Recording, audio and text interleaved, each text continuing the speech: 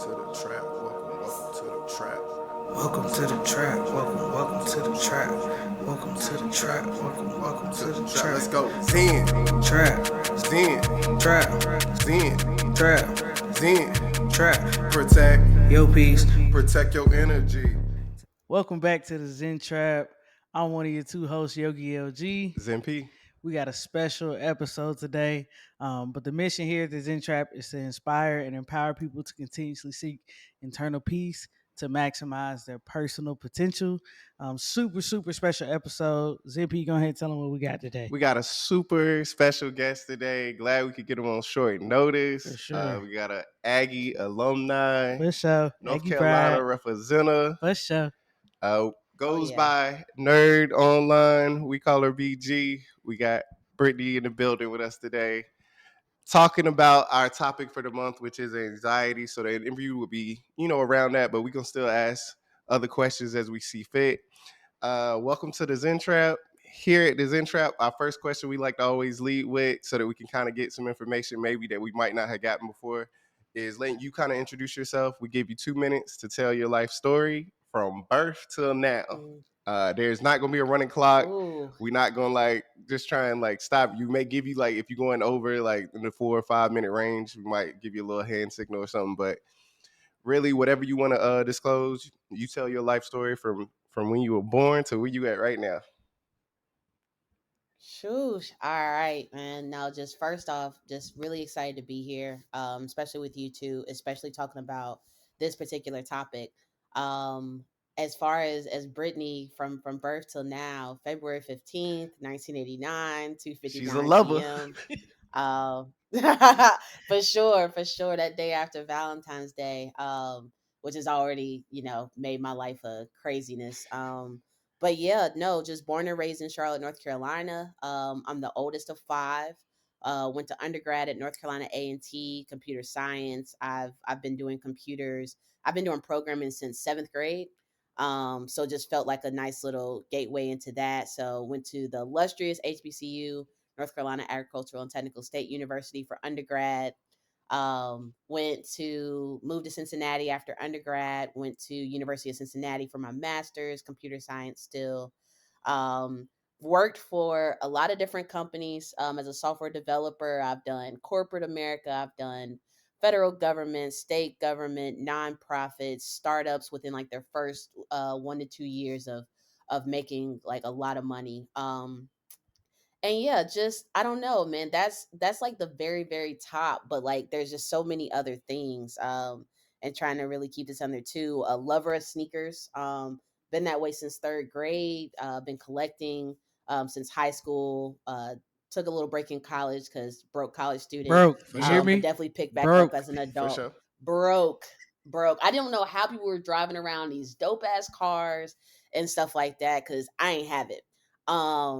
But yeah, so collecting sneakers, have in the past 4 or 5 years moved from just sneakers to more fashion overall. As I've gotten more comfortable with myself, my sexuality, who I want to be as I present to the world.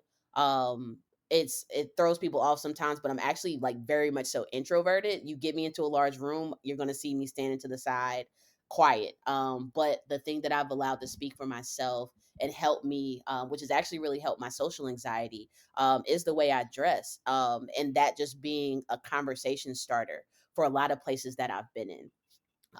Sometimes even like uncomfortable spots. Like I was telling someone earlier, like I've had conversations about sneakers with people in hospitals before. Just like the most randomest of things has kind of brought me with fashion. So yeah, just I guess the later Brittany is more focused on mental wellness, doing things that make me feel good, help the people around me feel good, feel better.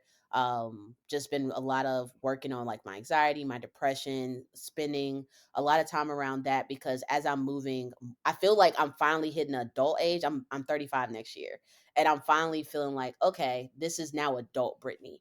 What does adult Brittany want to look like that's different than the past Brittany? And a lot of that is, how I cope and stuff with my anxiety and my depression and what that looks like moving into this next phase of life. So yeah, I mean that's me in a nutshell. I'm always looking to try something weird. I love being weird. It's like my favorite thing to do. Like the weirder I can be, the better. Um, yeah, man, and just and loving to talk to people about these type of things. That's been something else that's been a big part of my just social presence and stuff. Is not only just like the sneakers and fashion, but where I'm at mentally, my mental struggles, as well as like other people around me. Just kind of letting people know they're not by themselves. Shit can look all glamorous and stuff. Like I've had people be like, I've never would have thought you were going through anxiety because your life looks like this. Well, you see a picture in a still shot. There's a lot that goes behind the scenes of that. So I've been, working adamantly on breaking those barriers, and kind of changing that. Nah, like somebody with anxiety, depression can also be, this person who does this, and that. Doesn't mean I don't suffer from those things. I just have to go about it a different way. So I don't know. That's me in a little No, bit. We'll hit a lot more during the That podcast. that's was perfect. great. Perfect. That's exactly why we thought of you first. We love how transparent and vulnerable you can be on social media. That's very rare for people, and I know how, again, vulnerable that can be to put yourself out there like that. And I don't know how many comments you may get from people in general, but I know even for me, when I see it, sometimes it touches me, whether I send you a message sometimes or not. I know I try to every now and then when it's something like that really does, but for me in general, yeah, when you put stuff out there like that, it really helps me too to know that everybody. It's good. It's refreshing to see somebody be like real on the internet, not just again posting all this uh other stuff that's out there as Just well. So fluff, yeah, yeah, for sure, for Yeah. sure. So, I mean, you in the kicks, you in the fashion, you talk about your anxiety, you talk about your marriage, you talk about your lifestyle. What's your like? I know people come to you and say random things, whether they complimenting you on your fit or your life or whatever. What's your favorite compliment to get? Like, oh, this makes me feel warm and Y- fuzzy. I love it when somebody tell me this. Um, it's man, it's a tie. Like first off, anybody telling me they love my fit, I'm on airs Yeah, all day. For real. Like in Detroit, like I live in Detroit, and it's very much so a place of like if somebody sees something they like, they're gonna say something. Like I've stopped whole. Like I went to go see the Nike Air movie. And afterwards I'm sitting there and I'll see this dude walk in. I don't know this dude from anybody, but he has on this dope off-white crew neck. He then came in with the off-white breads. Like, dude came dressed. And I'm like, and if nobody else is gonna tell him today, yeah, I'm gonna make sure yeah. I tell him today. He is easily the flyest dude in this whole theater. So I always love that compliment. But honestly, kind of going back to P said, like, I especially when you're dealing with anxiety, depression, like my anxiety doesn't stop just because I posted it. Usually when I post something, my anxiety is now ramped a little bit more because I'm like, shit, is somebody thinking I'm doing this just for Yeah, attention? Like, is somebody about to yeah, judge me and be like, oh, she's this, that, and the third? But what usually happens, which is why I've just gotten into a constant space of doing it, is I get those messages. Those, man, I'm dealing with that shit too, and nobody else around me is trying to talk about it. Like the dang, like I understand where you're coming from. Like I get a lot of like people send me paragraphs and stuff of just not only where they at and where they're going through, but just like encouraging words as well. Um, and like a lot of times when they're doing that, they're like, hey, I know you're dealing with this and that, but I want you to understand that when we see you as like yeah, this dope person and stuff. And that I can never I yeah, I can't ever get around the feeling that that gives me. And it's a mixed bag too because I'm happy and sad at the same time. I'm sad that another person is dealing with that, but I'm grateful and happy that I can be in a space to say something, and now they at least feel like, if ain't nobody else going through it, I know Nerd is going through it. I know Brittany has said something about this. So that just like when I have conversations with people and it's more focused on mental health than fashion, that's when I'm like, okay, this is good. I love that's this yeah, what's that's up. what I shit. love about it. I like to make sure that you are feeling validated in what you're putting out there because you're already vulnerable by putting it out there. So just making sure that you know that this is you're on the right track. This is necessary for us and it helps Yeah. us.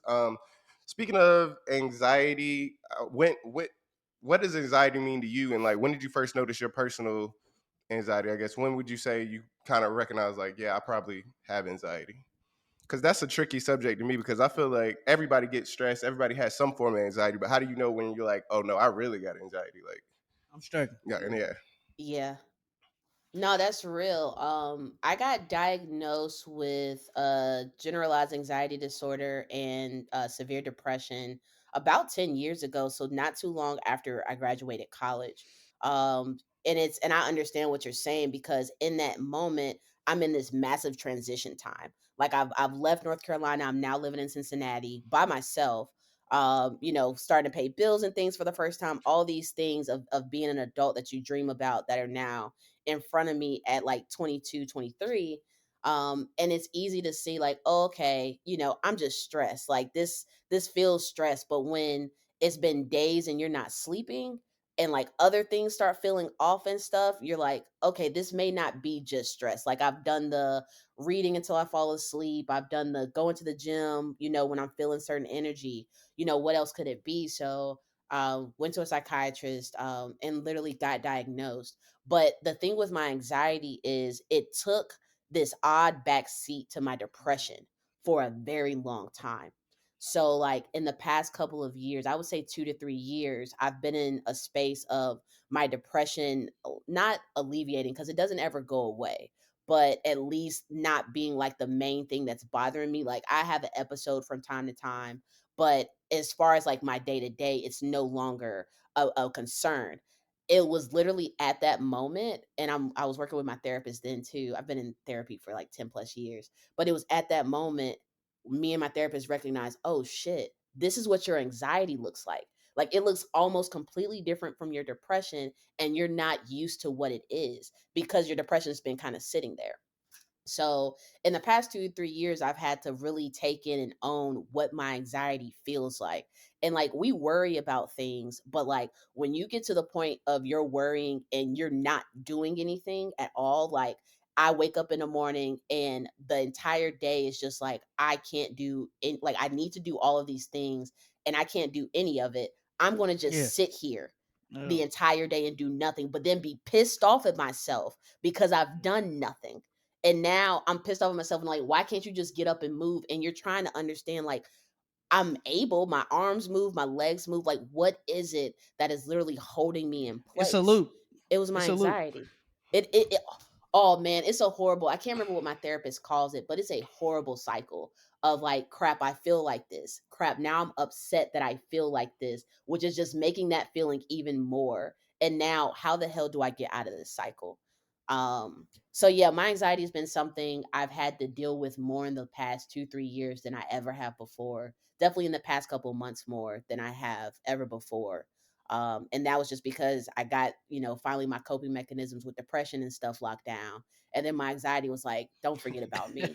Yeah. So Definitely. So we always like to ask, if you go to therapy, do you recommend therapy? Obviously, you say you've been in therapy 10 plus years, but is there a certain type of I guess what kind of led you to finding that specific therapist, or did you find a good one on the first try, or did you have to try a couple? Kind of talk to us about that a little bit. yeah.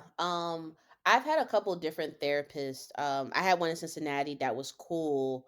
But then like so I'm in a sorority. She ended up also being a soror. And she told me that at the beginning. I was like, oh, okay. But then I was like, wait, if I want to be active and be around people, I don't know if I want somebody, who also has been around me in that space too. So it was comfortable, but it wasn't, I didn't fall in love with it like I have with my current therapist. So when I moved to Detroit, I tried at least one other therapist before this one. And I want to say I found her on like goodtherapy.org, because I wanted to make sure I got a black woman. I was very adamant about that. And so finding Kiana the past like 6 7 years, I've given her card out so much to my other friends and they go to her that I stopped giving out her information because now it's hard for me to get an appointment. Yeah. But like that process, like she just felt, I don't know, she felt like home very quickly to me. And realizing as I got to know her a little bit, like she's like the oldest, she has 8 kids. So like my mom has 5, and I started seeing like resemblances in my mother to a certain extent with her. And I can understand that being something that my body felt like I Yeah. needed, because a lot of therapy as an adult is like figuring out how things were as a kid. And so it's almost like this reaffirming piece of like I have this older black woman who feels like a mother to me that can sit here and talk about these things with me in a different perspective. But still having like the extreme like black perspective that was always extremely important to me. Like I don't want to have to explain why I went into my office and I'm pissed off because James done said something weird to me. Like I don't want to hear talk to you about microaggressions. I need you to know they exist. You know, so yeah, so like with her and like I'm a huge advocate for therapy. I've become even more an advocate for therapy when another person agrees. It's very easy when you get into therapy to look at other people and be like, bruh, you need therapy, like I need you to go talk to somebody. But like I've done that in spaces where the other person wasn't ready and you just don't get the benefits. So like it's also just a mental adjustment of understanding what therapy can give you before like signing up to it has been like a really big push for me. But yeah, no, I'm therapy 10 toes down. Always I'll probably stay in therapy. Like I tell people it's like you go to the gym, you go to a doctor for checkup. Like this is just it's a mental checkup. It's a mental workout. So I thoroughly enjoy it. I'm in couples therapy as well, Nice. with one of my partners. Yeah, so and like we said like we've been married almost 8 years now, and we said, you know, after year five that we did premarital and stuff. We are like, all right, 5 years in, you know, unless we've already been in therapy, like we need to let's go back to counsel. Like, let's go to couples. We have individual therapists, but let's like bring some stuff together. Let's make sure we have that super safe space for us to talk about whatever it is, even if we feel like we can't talk about it at home. So like I'm a big advocate for therapy and like all the ways that make sense to that Yeah, person. that's super mature, super rare for Adultish. me. I don't really hear a lot about people doing that type of stuff, and if they do, they aren't, again, like you are, transparent and vulnerable about it, which helps us as Black people, other people, get more comfortable with doing it. So I wouldn't even call that weird, but I can see how other people in the culture be like, "Oh, that's a little weird." It's more weird that you're talking about it and open about it, which I love stuff like that. Yeah. What would you say are some of, well, you don't have to name these, but would you say your anxiety has like triggers that you've kind of started to recognize? And if you have started to recognize the triggers, what anxiety techniques have you picked up? Because we know it's not one size fits all, but what has worked for you, would you say? Yeah, I'm definitely in a space of registering some of my triggers. A lot of things still have to do with like childhood for me. So in therapy, I'm in something right now called I always do this wrong. Oh, okay, EMDR. It's like this rapid eye movement thing, but it makes you go back and view at things that have happened to you as a kid from like a different perspective, so that you can unattach the trauma to it. And so like I definitely register some things here and there, like, and this is gonna sound like maybe trivial, I'm not sure, but like I was on a plane last week and I have a Nintendo Switch I got for my birthday last year. As the oldest of five, sharing is like I hate it. I absolutely hate sharing, but I do it all the Yeah. time, but I don't like to do it. It's just kind of this space of like, you know, somebody else that you like that you love or whatever wants something that you have. Okay, cool. Like, but like I don't love it, and so sometimes it comes out, it feels like in the most pettiest of ways. So my Nintendo Switch, I got it for my birthday, it's mine. However, my husband loves to play it, and he plays it, probably he's been playing a little bit more than me because I'm not really a big video games person. I got it as trying to get like an outlet, a different outlet than like the other things that I do. But like I've gotten back into like wanting to play Zelda. And like he pulled it out. We're on a plane, he pulls it out. And I'm just like, I want to play that. Like, why is he playing my thing? I want to play it. And I'm having this emotion as we're literally on the way to my mother's wedding. So in my head is already, I'm about to go into an environment where I know I'm going to have to share. I know I'm going to have to pay attention. Like I have younger siblings. My youngest brother is on the autistic spectrum, but he's 19, so we're at an adults only spot or whatever, so he's there, but like this is his first time really being out and about and stuff, so I'm like, I know I'm gonna have to do these things. And it's like a rush of childhood just came back where I was like, I just want my Nintendo Switch. And so like it's funny because like I'm in a space where I can catch it right before it's about to turn up a little bit more.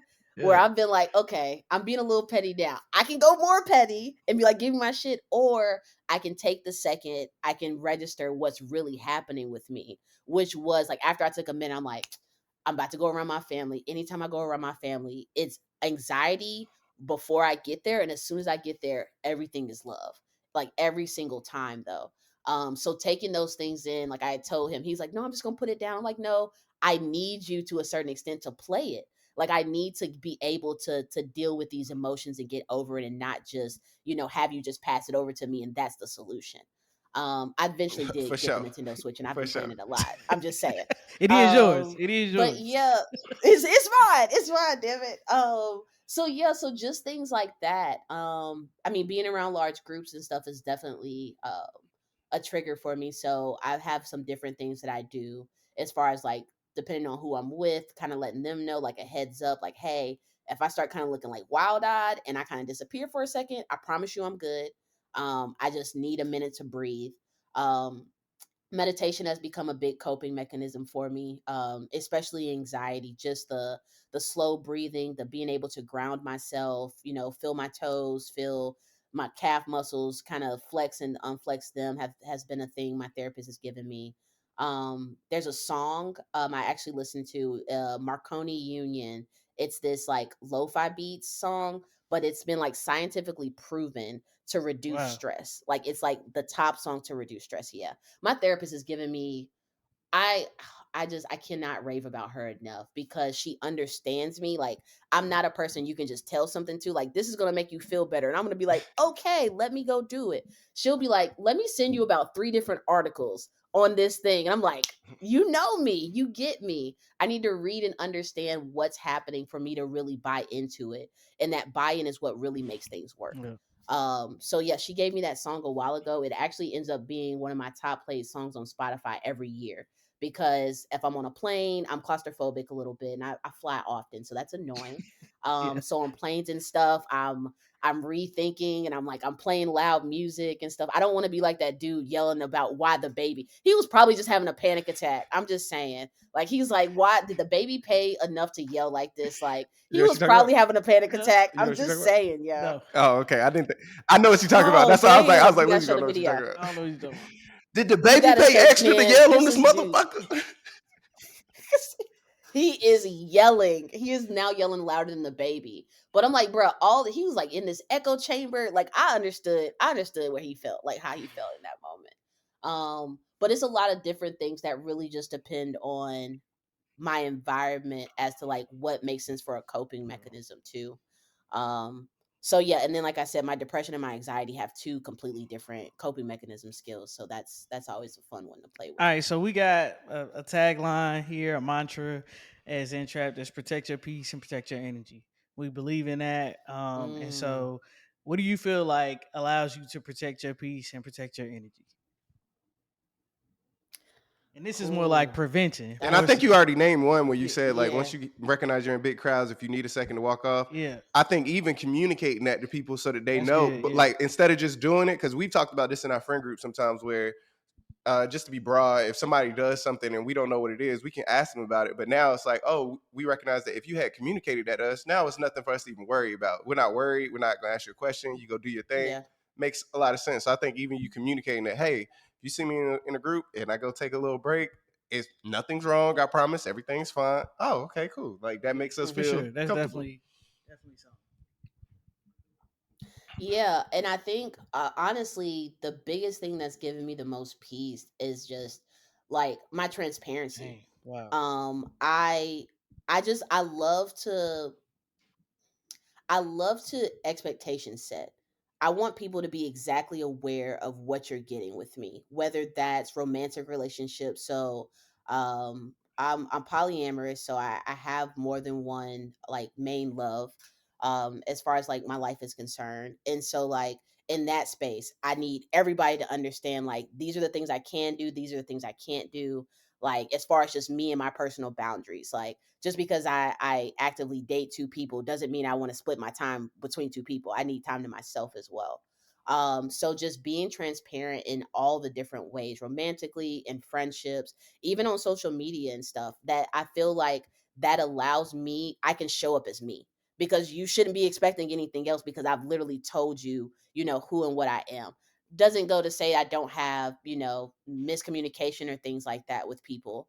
But it's just a way that I actively try to move so that I can feel comfortable.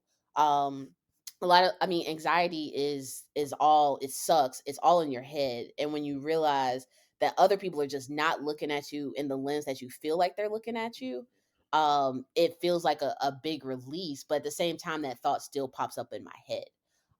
And so like me just being extremely transparent about who I am and all the aspects of me that makes sense, I try to just get that out, just so, like I said, people just understand, and I don't feel like I have to show up differently or show up in a different way. Because um you already let them know. that's really been like the yeah, like that's like the biggest thing for me. Like if I let you know who I am, and from that you decide this, and the third, I feel like that's kind of on you now. Like I've alleviated more or less that pressure from myself to be something. And I'm just telling you, I'm me. This is me. And you either rocking with it or you not, and it's okay if you're not. Like I can't be everybody's cup of tea. But I just love to know that ahead of time too, so I know how to Yeah, move. I think that's been like the biggest for thing for sure. me. Okay, do you All right. think? So, has your anxiety ever like physically impaired you in any type of way? Like, have you seen it manifest, or even your depression manifest itself physically? I know we talked about like literally not feeling like you can get up and move and do stuff, but has it manifested itself in any other way? Yeah. So I'm in Michigan. Medicinal marijuana. Well, we have recreational now too, but medicinal marijuana is here. And I've actually had a card since it became legal, maybe about a year after it became legal, 2017. And that card was because at that moment, as I was dealing with my depression, I didn't realize the panic attacks I was having. I didn't register them as Oh panic wow. attacks. So Yeah. I would get up in the morning and I would like start vomiting, more or less. Like I would be dry heaving. Sometimes something would come up, but I would rush into a sweat and I would be so hot. And I'm like, what the hell is going on? And it would last for like 15 minutes and then it would go away, and then I would be left to like, try to get through or like start working through my day. It took a lot of doctor's appointments and some therapy sessions to realize it was a mix of my acid reflux. I'm freaking getting older. This is ridiculous. And panic attacks. I was having a panic attack almost every morning. Um Golly. and once I realized that, one, I got a medicinal card because it definitely cuts on the nausea. So I started, using marijuana and stuff for that space. But like once I got that, it changed a lot of even just like how I was registering things in my body. Like I would, and I can even see it in other people now. My girlfriend, she had started having a panic attack about a month ago, and I'm like, you're hyperventilating. She's like, no, I'm not. I'm like, you are literally, I promise you, you're hyperventilating right now. Like you are having a panic attack. So yeah, no, it shows up like that. And it's the absolute worst. Like I can be in a crowd of people and I'll just have this bout of like nausea and I'm trying to keep my face straight so it doesn't look like I've just gotten like extremely sick. And for the most part with my breathing and stuff, I've been able to subside it. But also that's sometimes why I go into a crowd and I get a little high beforehand, just to like, I know it's gonna come. I don't even want to think about it. And that'll kind of set me up for success too. I've gotten on anxiety meds because of it. It's gotten so normal as like a normal day is like, oh, I'm gonna have some nausea. And I'm realizing I don't necessarily have to work in that world. So I've gotten on some anxiety medication to cut down that as well. But yeah, like it's so crazy when something mental shows up in a physical representation, Crazy. because it's like, how do you explain it? Like I'm going to the doctor and she's testing me for this, that, and the third. I'm like, but I'm telling you, I am getting extremely nauseous and I'm dry heaving in the mornings and stuff. Um, and all that, like that realization also led me, like I switch jobs on a regular now. If I start feeling any, like I was having panic attacks because I was going to a job I absolutely hated, with a engineering lead who clearly did not like me at all.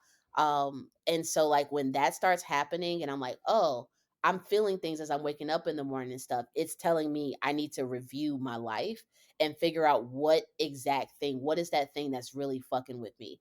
And like sometimes it's my job. Like I I haven't stayed now at a spot more than like 18 months, 24 months tops now since my first job out of college. I was there for 7 years.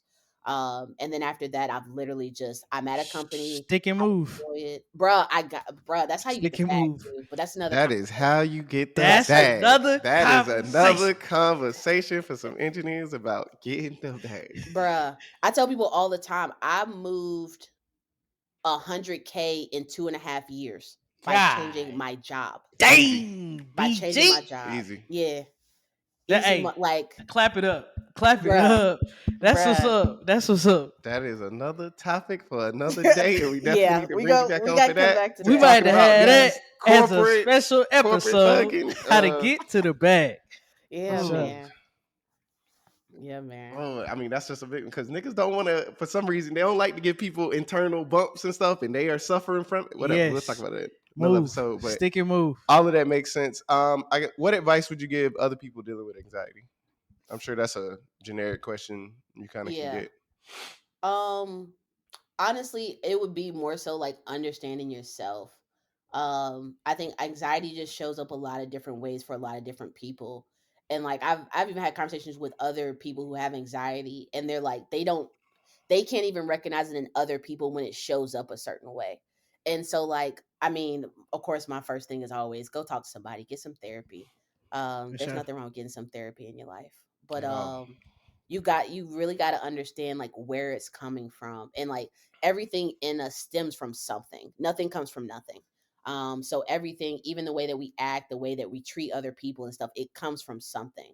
And I think understanding that and being able to take accountability, because like dealing with my anxiety and depression, I've not been like the greatest person to everybody around me either. And I've sometimes it was under the guise of like, oh, I'm dealing with depression, but you can deal with depression and still be a good person. And so really just taking the accountability, taking ownership of like, okay, these things, like I'm having to take ownership now that some things happened to me in childhood that weren't great.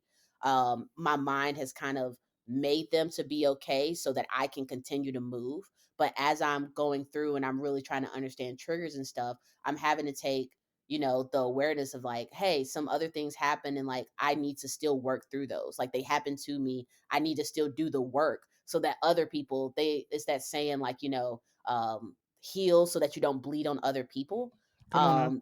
That's a really big one, man. I even like everything we do, how we treat other people really is a representation of ourselves and how we feel about ourselves.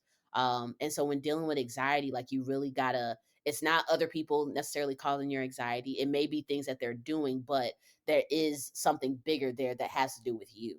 And so my thing always is like look internally. I feel like I've noticed a lot of people just don't take the second to pause and like really take in, like I still got homies that, and it's no disrespect, I stopped drinking this year literally, because the drinking was something, my social anxiety, like I always felt I had to have a cup in my hand. I don't have anything to say, I need to take a sip.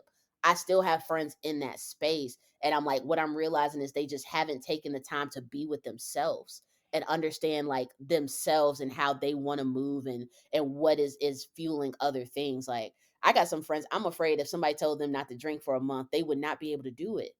Like Yikes. seriously.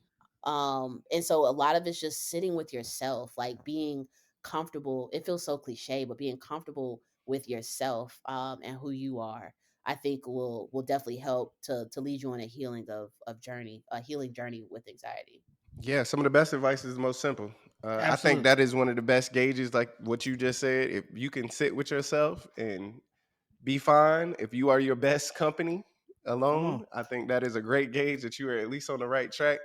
And I like what you said about it's such a touchy subject because if somebody's depressed and they being a dick about it, that's a hard situation. And then on the other flip side, somebody who is depressed and you feel like I don't know how to correctly say this, but it seems like they're always playing the victim about their depression. Like there's no other Mm, conversation to be had but your No depression. accountability. Yeah. But yeah. I also can empathize with the person who's feeling that way because now they get to that point where they feel like I don't want to talk about anything because now when I talk about it, everybody thinks I'm playing the victim Yeah. or I'm It's coming. it's a tough little It's a balance. Yeah. tough little. It's like little loops that you get, and then Yeah. whole time, just like you said, when you think about it, nobody's really thinking about you as much as you think that they are. No, Yeah. nobody is really Facts. gives a fuck. Facts. They are in their Nah, head thinking about themselves, literally, doing the Yeah. same thing. All right. So, literally, man. so speaking of advice, that's advice for people who are suffering anxiety and or depression. But we like to do this to kind of just think about what advice would you give your 18-year-old self? If you could talk to PG at 18, and it don't necessarily have to be about anxiety or depression, but Anything. just anything. Like, what advice would you give your 18-year-old self now that you're, going on 35? Like, how would you say, like, hey, BG, you should do this? All right, don't nobody judge me for this. All right. No Not judgment right here. here. Not No here. I judgment right here. Not here. but honestly, I wish somebody would have like made me question my sexuality at 18. And like Mm. and I say that like as a bisexual person now, or I just like to say fluid or queer, whatever. Like I talk to people, even I talk to my mom, I've had conversations, and I'm like, did you by chance think I was interested in girls as a kid? And her answer is, oh yeah. And I'm like, why didn't nobody tell me? Like literally, I can't tell y'all. When I came out, it was not a surprise to anybody. Literally, I think I was the only one surprised. And so I wish that I would have been in the mindset more to question everything. I think that's more so what I'm really saying for my 18-year-old self. Now, after college, I started questioning everything. Like I still to this day, I question absolutely everything. Like everything that I was brought up on and stuff. I've gotten into a new relationship with God, based on like my questioning and things like that. A new relationship with religion. I hate it. Like so like just questioning everything at 18 would have felt better. I think, leaving out of high school and stuff where I felt really alone, and I went to A&T and felt like I was around a whole bunch of people, and I had friends and stuff. It made me just be like, I just want to be with everybody else. Like I want to live like a college kid and this, that, and the third. And even in that space, I felt like there was a lot of space for me to question everything, as far as ideologies, as far as like how I wanted to live my life. And I spent a lot of time, it felt like sometime after 18, doing what I thought others wanted me to do. And it took me getting out of college and really living by myself and being like, what's the point of me doing what others want me to do if I'm miserable? And like really like redefining almost everything. Like I've redefined what love looks like for me, what relationships look like for me, all of that. So I think said sexuality, but I think the bigger thing is just like, I wish I would have questioned more. And I feel like that's a prime time. And the thing now is, it feels like my sister is 21. My baby sister is 21. She has questioned everything since she's been 5. Like that's just how she's lived her entire life. It's been annoying from like a big sister perspective. I know from my mother's perspective, but we tell her to all the time. We envy her. We're jealous of her Oh because yeah. she has lived herself. She has been unapologetically Berkeley since the age of 5. Like I kid Wow. you not. She's been like the same. And it's just like seeing that freedom and stuff she gets with that has led me kind of on like I'm gonna be transparent as hell with everybody. And like what you see is what you get, because that's the kind of the life that she's lived since like birth, which I, again, extremely jealous of. But yeah, just like question every fucking thing. Like fuck, Yeah, just throw everything out you think you know and just relearn everything. That's amazing advice for anybody at any age, for because sure. not questioning it and really putting those harsh words on yourself of what I should be doing and shouldn't be doing with stuff that you actually came up with or your parents put on you or your friends or society or whatever.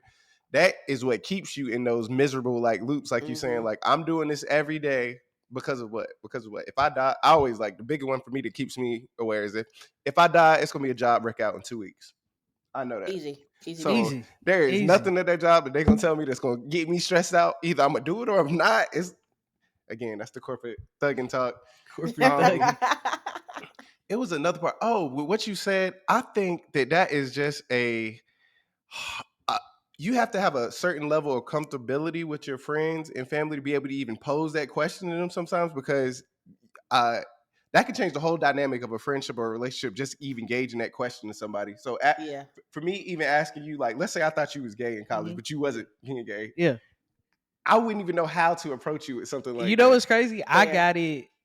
I got it my whole life. You got what? I don't Are, know. are you gay? Oh, Lindsay, you gay? Really? You like girls? No, no, no.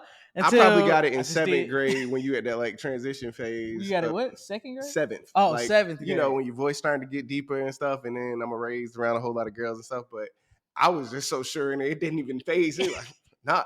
And then you see, it's just different. Come to find out, a lot of the tough football playing dudes, they the ones like y'all. Y'all need to get a little bit more comfortable with yourself. No, but I mean, Yeah. I can even say like now that you say that, I used to look at people asking me if I was gay as a like I would be offended because at the time I wasn't, and That's I some hadn't South explored. stuff. That's some South. That's the area we live Of in. course, That's based facts on though. how I Bible was Belt. raised, right? And so not now listening to you say that, I look at that as a positive because I was able to find myself a whole lot sooner because I started to be like, wait a minute, do I like girls? I mean, I do like girls. I do Pose it. like being around girls. Posing the question.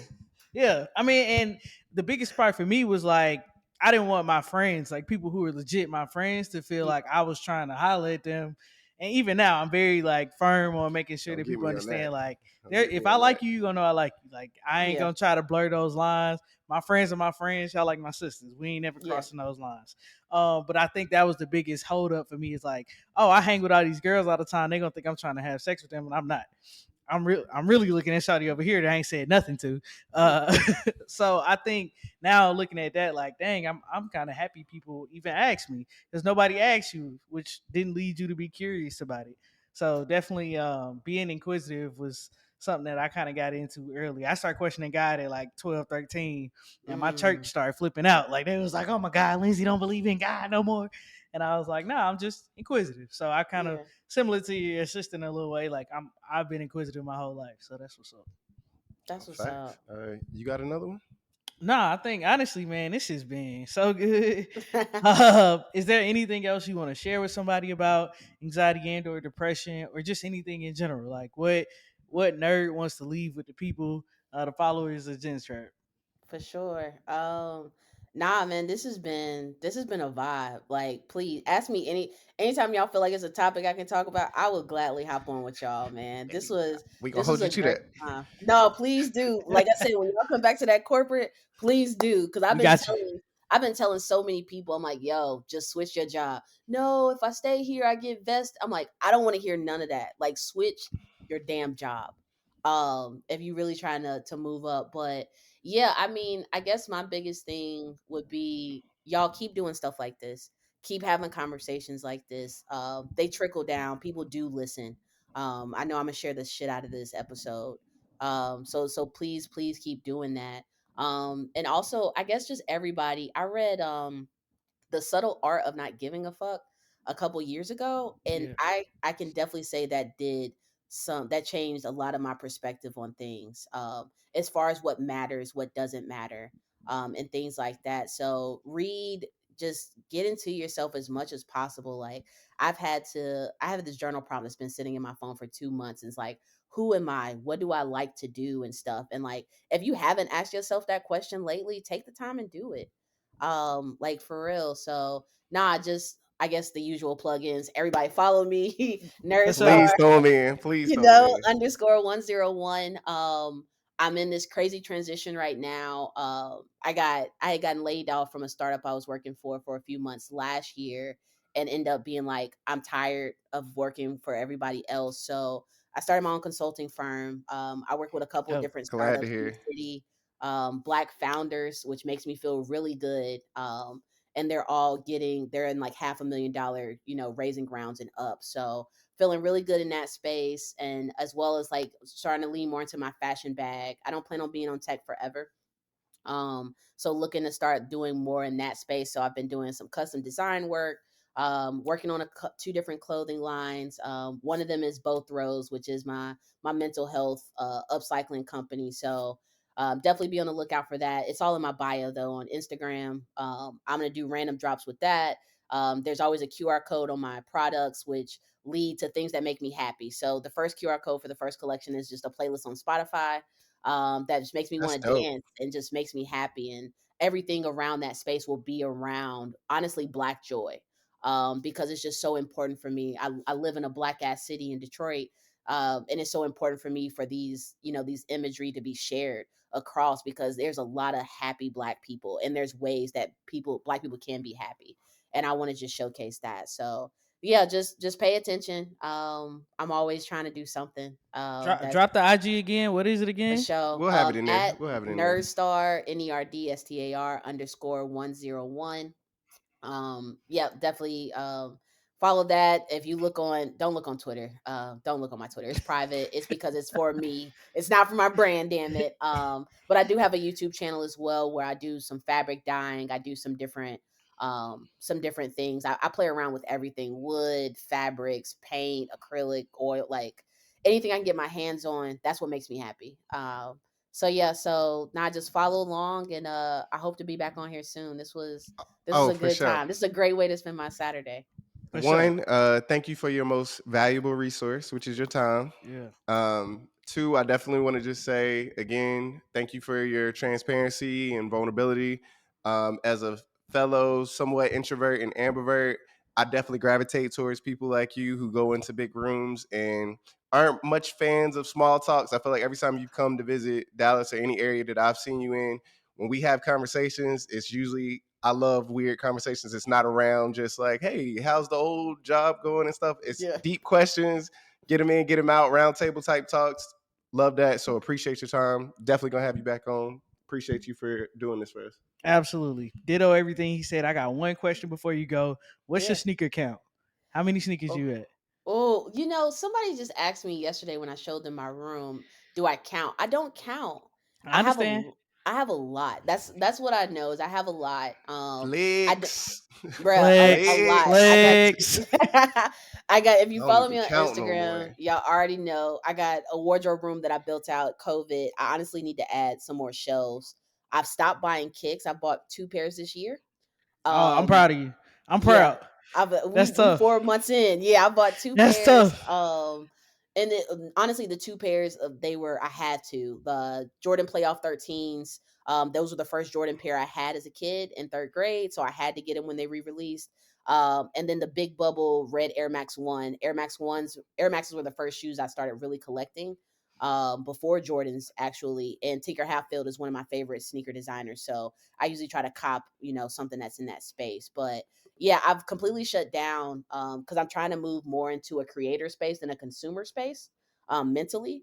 Yep. So yeah, so no, it's over 100 easy, like easily over 100 from the Nah, past it's couple of it's way years. more than 100. Yeah, It's way yeah, more than 100. BG, chill out.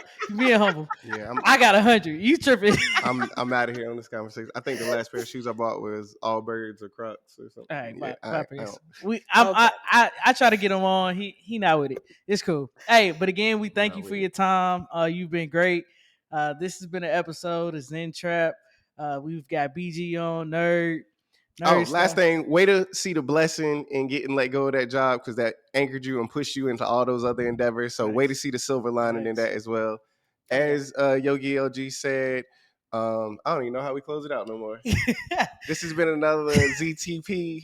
I'm one of your two hosts, MP. Yogi LG, And if you don't do nothing else, make sure you protect your peace. protect your energy. It's the Zen Trap. We out. Welcome to the trap. Welcome to the trap. Welcome to the trap. Welcome to the trap.